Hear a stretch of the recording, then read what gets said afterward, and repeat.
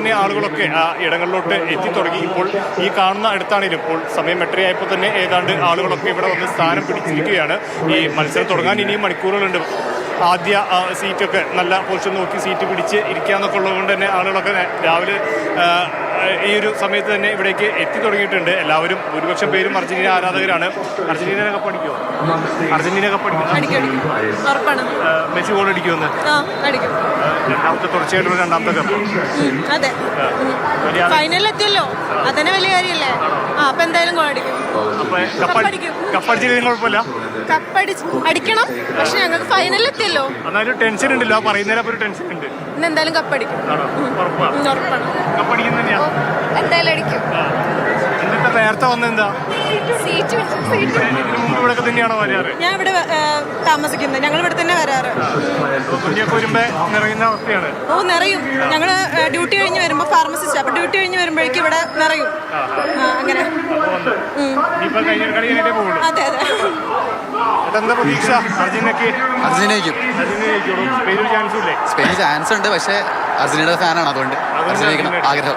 Spain അല്ല, ഞാനും Argentina. അതെ, എല്ലാവരും അർജന്റീനക്കാർ തന്നെയാണ് ഇവിടെ ഉള്ളത്. ഈ അർജന്റീനയുടെ ഫാൻ അല്ലാത്ത ആരെങ്കിലും ഉണ്ടോ? നിങ്ങൾ ഏതാ?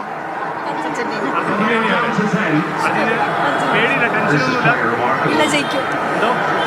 ചെറിയ ഡൗട്ട് ഉണ്ടോ? എത്ര സ്കോർ വരിക? 2-0. സ്പെയിനിന്റെ അടുത്ത് 2 ഗോളൊക്കെ അടിക്കാന്ന് പറഞ്ഞാൽ ടഫല്ലേ? കാരണം ആകെ ഒരു ഗോളേ വഴങ്ങിയിട്ടുള്ളൂ.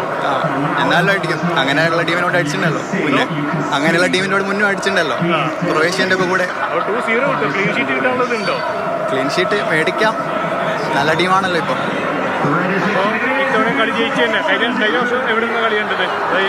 2020 വീട്ടിൽ നിന്നാണ്. വീട്ടിൽ നിന്ന് തന്നെയാണ്. അങ്ങനെ നേരത്തെ പറഞ്ഞതുപോലെ തന്നെ ഇവിടെ ഒരുപാട് ആളുകൾ കളി കാണാൻ എത്തുന്ന ഇടമാണ്. വലിയ പ്രായമുള്ളവരൊക്കെ ഇവിടെ എത്തിയിട്ടുണ്ട്. അങ്ങനെ നിരവധിയായിട്ടുള്ള ആളുകളൊക്കെ ഇവിടേക്ക് കളി കാണാൻ വരുന്നു. ഇനി കളി കഴിയുമ്പോൾ അർജന്റീന തന്നെ കപ്പടിക്കുന്നുള്ളൂ. ചേട്ടാ, അർജന്റീന കപ്പടിക്കോ? അർജന്റീന കപ്പടിക്കോ? പ്രതീക്ഷ. സ്പെയിനും നല്ല ടീമാണ്, രണ്ടും നല്ല കട്ടിക്കളിയായിരിക്കും. എന്താ ഈ സ്പെയിനിന്റെ അർജന്റീനയുടെ ഒരു അഡ്വാൻറ്റേജ് എന്താ ഇന്നത്തെ കളിയിൽ വരുമ്പോൾ? മെസ്സി തന്നെ ആയിരിക്കും. സ്പെയിൻ്റെ പാസിങ്, ഷോർട്ട് പാസ്, അതാണ് അവർ പന്ത് വിട്ട് കൊടുക്കുമോ എന്നുള്ളതാണ് നോക്കേണ്ടത്. കളി ഏതായാലും ഭംഗിയായിരിക്കും. പന്ത് വിട്ട് കൊടുക്കാണ്ടിരുന്നാലും മെസ്സി അത് വാങ്ങാനുള്ള ഒരു കഴിയായിരിക്കാം. ഏതായാലും സ്പെയിൻ്റെ കളി കണ്ടിട്ട് നല്ല കളിയാണ് അവര് കളിച്ചുകൊണ്ടിരിക്കുന്നത്. എളുപ്പമായിരിക്കില്ല എന്നാണോ? 37 കളി നോക്കാതെയാണ് വന്നേക്കണത്. ഇപ്പൊ 38ാമത്തെ കളിയാണ്. അതുപോലെ ഈ കളിയിലാണെങ്കിൽ അവർ ഈ ടൂർണമെന്റിൽ ആ ഒറ്റ ഗോളേ വഴങ്ങിയിട്ടുള്ളൂ. വിചാരിക്കാം അത്ര എളുപ്പമായിരിക്കില്ല. ഇല്ല, കളി സ്ട്രോങ് ആയിരിക്കും. ചേട്ടനെന്താ തോന്നുന്നത്?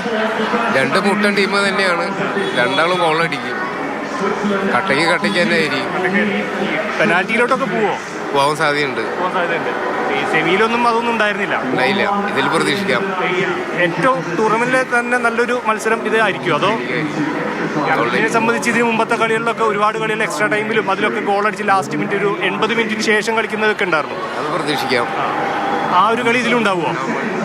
അപ്പൊ സ്പെയിൻ്റെ അടുത്ത് അത്രയും പിടിച്ചു നിൽക്കാൻ പറ്റുമോ? 80 മിനിറ്റിന് ശേഷം കളി വരിക എന്ന് പറയുമ്പോൾ നല്ല ടീമുകളാണ്, കനപ്പെട്ട ടീമുകളാണ് നേർക്ക് നേരെ ഏറ്റുമുട്ടുന്നതെന്നാണ്. അതിൽ ഏറ്റവും ഇപ്പോൾ നമ്മൾ ഈ വൈപ്പിൽ കാണുന്ന മെസ്സി, യമാൽ, ഒരു 22 പതിറ്റാണ്ടോളം നീണ്ട ഒരു വലിയ ചരിത്രമാണ് മെസ്സിയെ ഇതിഹാസമാക്കി മാറ്റിയത് അല്ലേ. കഴിഞ്ഞ അല്ലെങ്കിൽ 2014 ലോകകപ്പ് ഫൈനലിലേക്ക് എത്തുന്നു, കണ്ണീരോടെ മടങ്ങേണ്ടി വരുന്നു.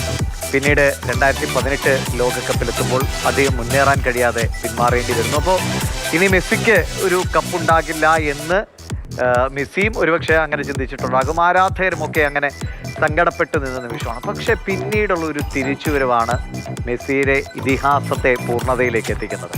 പിന്നീട് ഇങ്ങോട്ട് കോപ്പ അമേരിക്ക, വേൾഡ് കപ്പ്, അങ്ങനെ നേടാനുള്ളതെല്ലാം നേടി വീണ്ടും തൊട്ടടുത്ത ലോകകപ്പിൽ ഫൈനൽ വരെ ആ ടീമിനെ എത്തിക്കാൻ മെസ്സി തന്നെയാണ്. മെസ്സിയുടെ ഒരു കളിക്കാരൻ എന്നതിലുപരി ഒരുപക്ഷെ അദ്ദേഹം എങ്ങനെ ഒരു ടീംമേറ്റായി അവരുടെ കൂടെ നിൽക്കുന്നു എന്നതാണ് ആ ടീമിനെ ഇങ്ങനെ അതിജീവന ശേഷിയുള്ളൊരു സംഘമാക്കി മാറ്റിയത്.